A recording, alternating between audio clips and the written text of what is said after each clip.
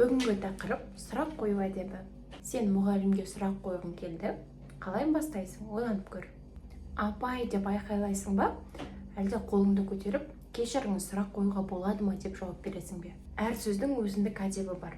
Сұрақ қоюды бұйрық емес, өтініш ретінде қабылдап, сонымен қатар өтініш ретінде сұрау керек. Маған көмектесе аласың ба? Рұқсат етсең, мына қаламды ала тұрсам болады ма?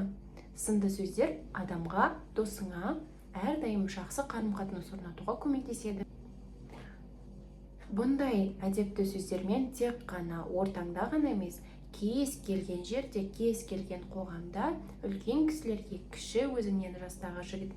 Бұндай әдепті сөздермен тек қана өзіңнің ортаңда ғана емес, қоғамда, яғни үлкен кісілерге, анаңа, отбасыңа әрдайым жиі айтып жүретін болсаң, онда сен әдепті баласың. Келесі тапсырмаға өт.